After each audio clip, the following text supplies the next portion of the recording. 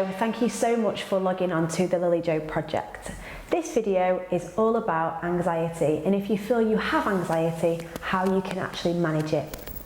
Now Jo, you call it a gremlin, Yeah. and I call it a rainbow, so tell me about your gremlin.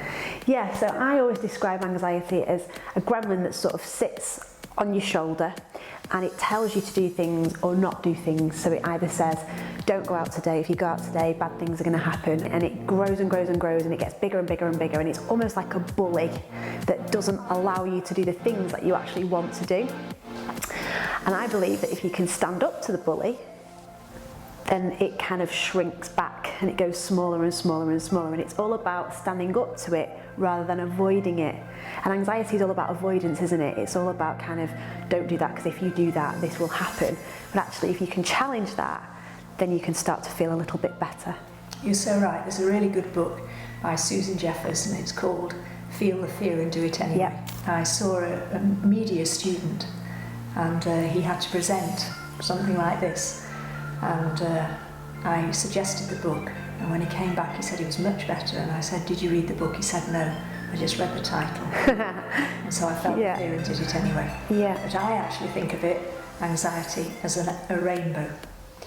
So you treat the rainbow, that's generalised anxiety, but there are lots of colours sometimes that people really struggle with. So they might struggle with health anxiety, they might feel they've got phobias, they might say they've got obsessive compulsive disorder, OCD, they may feel they've got panic. Yeah. Panic is very real. It can make people feel they're dying of a heart attack because of the adrenaline that's released when a panic attack happens. Yeah. So it's a very real thing. Yeah. So there's a great acronym that we use in counselling, isn't there, for anxiety and how to manage that. I remember it as RED, RED, relaxation, exercise and distraction. Can you talk a little bit about why those three things are important? Sure. Relaxation is recommended by NICE guidelines and often includes something called mindfulness. Mindfulness is about living the day, being in the moment, and often using breathing techniques to encourage that. We use an app or a number of apps which are free. One is called Relax Lite and one is called Relax Plus. Yeah.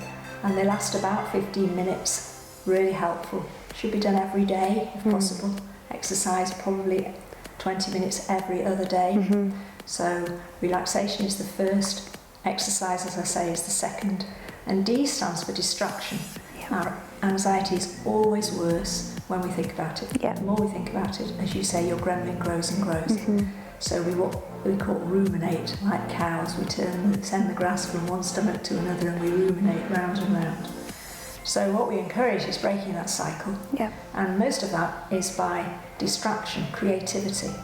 Please don't watch awful television programmes, but watch brilliant television programmes.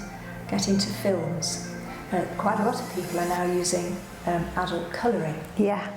Very successfully. Some people would be particularly helped by being musical, except choose the music you listen to. Yeah, that's true. To keep yourself healthy rather than to make yourself more anxious. So it's relaxation, exercise and distraction are the three main things that help to combat anxiety. Absolutely. And then those who wanted to read a bit more about it, we're using these overcoming series in this video, and this one's called An Introduction to Coping with Anxiety. You've heard it here. Relaxation, exercise, distraction are the three main ways to combat anxiety. So I hope this video has been really helpful.